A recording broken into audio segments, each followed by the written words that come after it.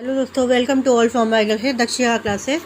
Now आज हम पढ़ेंगे assessment for learning BEd second year का टॉपिक है। ये बीएड सेकेंड ईयर का आपका सब्जेक्ट है। इसका टॉपिक है रिलायबिलिटी एंड ऑब्जेक्टिविटी। रिलायबिलिटी आज पढ़ेंगे हम। वैलिडिटी, रिलायबिलिटी और ऑब्जेक्टिविटी, ये टॉपिक तीनों टॉपिक मोस्ट इंपॉर्टेंट टॉपिक है आपके। तीनों में से एक क्वेश्चन आपको लॉन्ग क्वेश्चन में 99% आपको एग्जाम में देखने को मिलेगा। मोस्ट इंपॉर्टेंट क्वेश्चन, हर बार इससे रिलेटेड एक क्वेश्चन आपको एग्जाम में देखने को मिलता ही है लॉन्ग क्वेश्चन में, तो बिल्कुल भी मिस मत करिएगा। इससे पहले मैंने वीडियो में वैलिडिटी पढ़ा चुकी हूँ। आज हम पढ़ेंगे रिलायबिलिटी, विश्वसनीयता। वैलिडिटी पढ़ा था, वैलिडिटी में के बारे में डिटेल से पढ़ चुके हैं। अगर आपने वो वीडियो नहीं देखी है तो वो वीडियो आप देख लीजिए,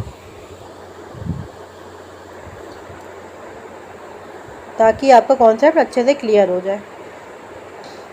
वीडियो को पूरा देखिएगा, स्किप मत करिएगा। और आपको अगर वीडियो पसंद आए तो प्लीज़ सब्सक्राइब को ज़रूर करिएगा, लाइक शेयर एंड सब्सक्राइब ज़रूर करिएगा।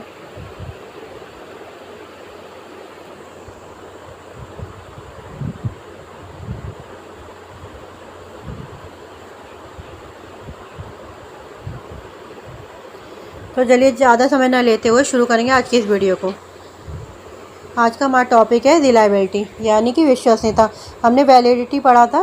वैलिडिटी हमने क्या पढ़ा था कि किसी भी टेस्ट का निर्माण जिन क्वालिटी को मेजर करने के लिए हम किसी टेस्ट को बनाते हैं, अगर वो टेस्ट की क्वालिटी को मेजर करता है तो वो टेस्ट वैलिड रहेगा।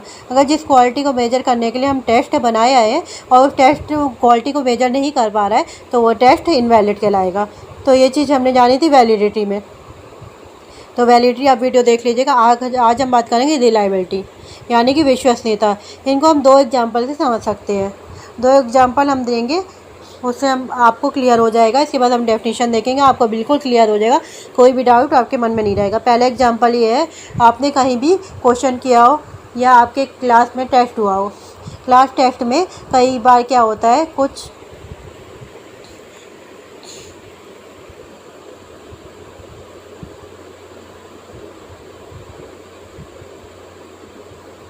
कहीं भी आपने ट्यूशन किया हो या क्लास टेस्ट होते हैं, तो क्लास टेस्ट में कई बार क्या होता है, कुछ टीचर ऐसे होते हैं, अगर चीटिंग ना कर सके बच्चे आपस में, किसी ना से पूछ ना सके, चीटिंग को कम करने के लिए, रोकने के लिए क्या तरीका अपनाते हैं कि वो नोट्स बना देते हैं। तीन रो में डिवाइड कर देते हैं और तीनों रो को क्वेश्चन पेपर अलग अलग दे देते हैं, अलग अलग टेस्ट देते हैं। तीनों रो के जो क्वेश्चन पेपर हैं वो अलग अलग, यानी कि 3 सेट उन्होंने एक ही पेपर के 3 सेट बना दिए। एक पेपर के एक टॉपिक, एक यूनिट और उसके 3 पेपर होंगे। 3 पेपर बना दिए, तीनों पेपर डिवाइड कर दिया गया। अगर एक बच्चा जिसका नाम मोहन है, मान लीजिए उसके बाद सेट ए आया, सेट ए में उसके नंबर आए 75 आउट ऑफ 100, ठीक है। अगर मोहन ने दूसरे टेस्ट को भी, यानी कि दूसरे सेट बी को भी सॉल्व करता है और सेट बी को सॉल्व करने के बाद उसके नंबर कितने आते हैं, 25 आउट ऑफ 100, तो इसका मतलब क्या है, टेस्ट रिलायबल नहीं है, टेस्ट पर विश्वास नहीं किया जा सकता।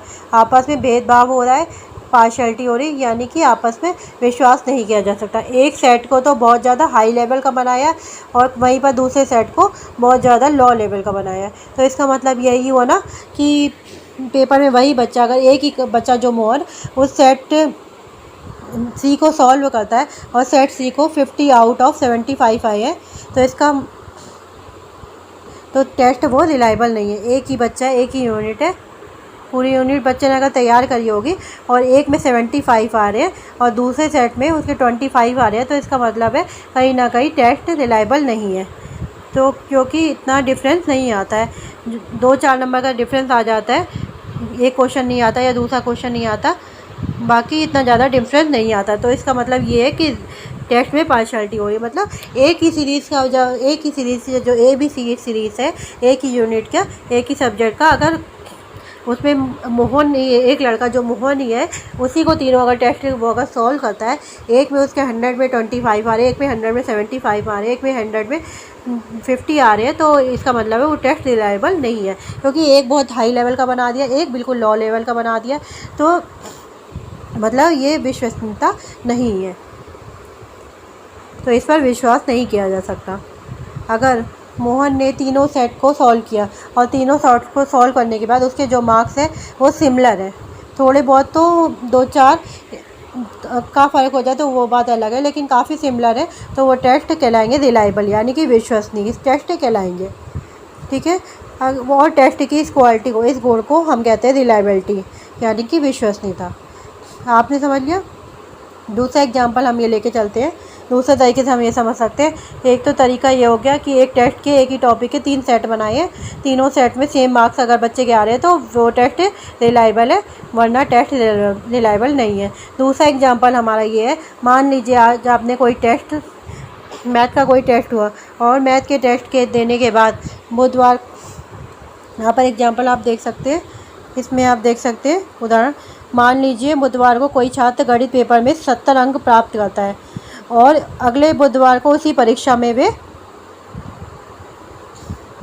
और उसमें बच्चे को 25 नंबर आ रहे हैं, और उसमें 25 नंबर, तो हम इस पर भरोसा नहीं कर सकते, तो इतना ज़्यादा अप डाउन नहीं हो सकता, तो टेस्ट पर हम विश्वास नहीं कर सकते, तो टेस्ट रिलायबल नहीं है।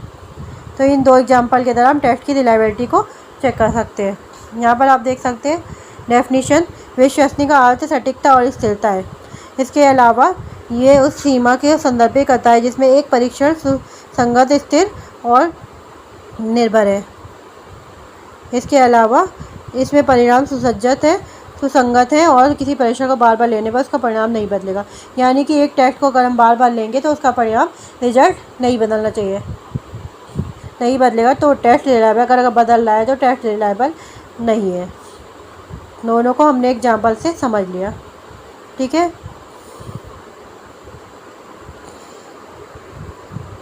तो यही उदाहरण हमने आपको समझाया था। मान लीजिए बुधवार को कोई छात्र गणित के पेपर में 70 अंक प्राप्त करता है और अगले बुधवार को इसी परीक्षा में 25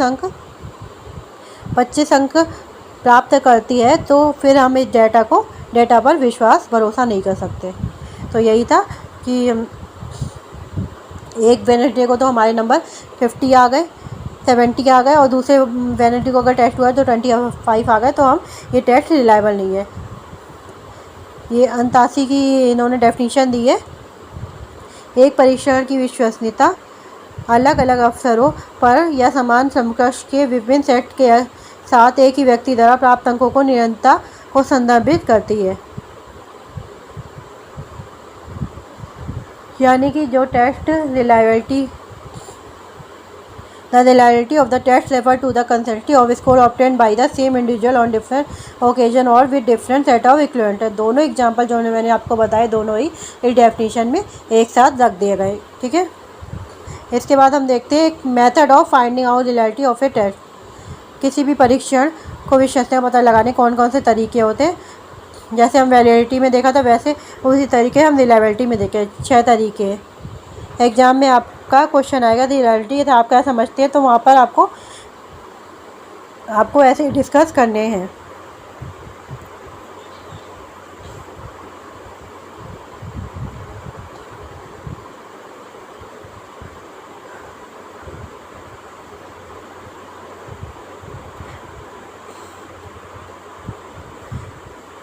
और इसमें से आप 6 में से कोई भी एक मेथड को आप अच्छे से डिस्कस कर सकते हैं, कोई भी एक मेथड आप अच्छे से डिस्कस कर सकते हैं।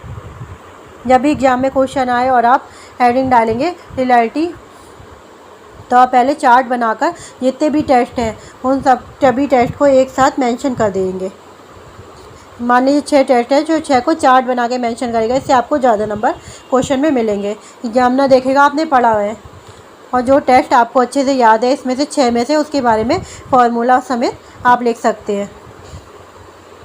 यहाँ पे परीक्षा पुनर्विधि ली गई, इसका फॉर्मूला है, और यहाँ पे कौन सी चीज़ मेजर कर रही है, क्या मेजर कर रही है, ये आपको पूरा लिखा है। तो तो आपको ये 6 के 6 सिर्फ चार्ट बना के लिखने हैं, उसमें से सिर्फ एक को डिफाइन करना है, पूरा अच्छे से एक्सप्लेन करना है। अगर आप ये चार्ट बना के करेंगे तो आपको ज़्यादा नंबर मिल सकते हैं।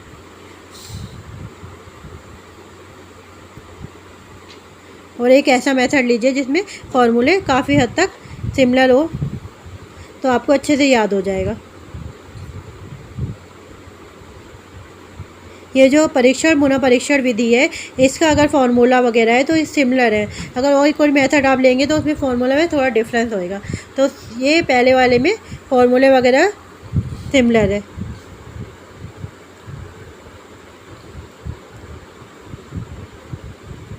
तो कौन कौन से test method, parallel form method, split half method, method of rational equivalence, what method, standard error of measurement method, ये 6 मेथड है।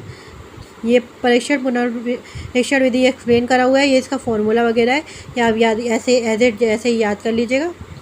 ये इसका पूरा फॉर्मूला है। अब पढ़ेंगे हम factor affecting reliability of a test. 2 फार्मूले इसके, या 2 फार्मूले ऐसे ही याद कर लीजिएगा। Factor affective reliability of a test, परीक्षण की विश्वसनीयता को प्रभावित करने वाले कारक। परीक्षण को कौन कौन से कारक प्रभावित करते हैं, ये हम इसमें डिस्कस करेंगे।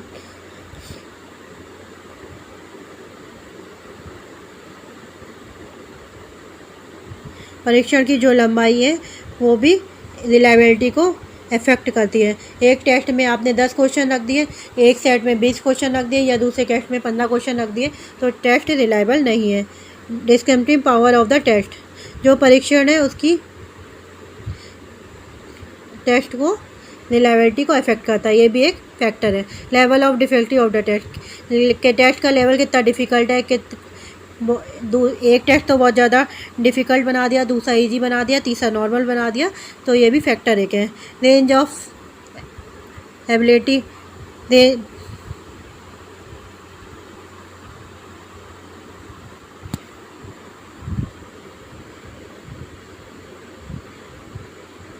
Level of the difficulty of the test, level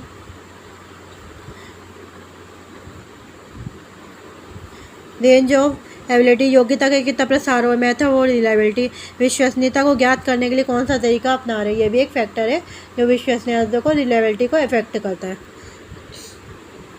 इसके बाद है length of the test and reliability, test की रिलायबिलिटी को लेंथ होती है, जो लंबाई होती है, उसको मेजर करने के लिए ये फार्मूला लिखा हुआ है। ये फार्मूला एज इट आपको ऐसे ही याद करना है।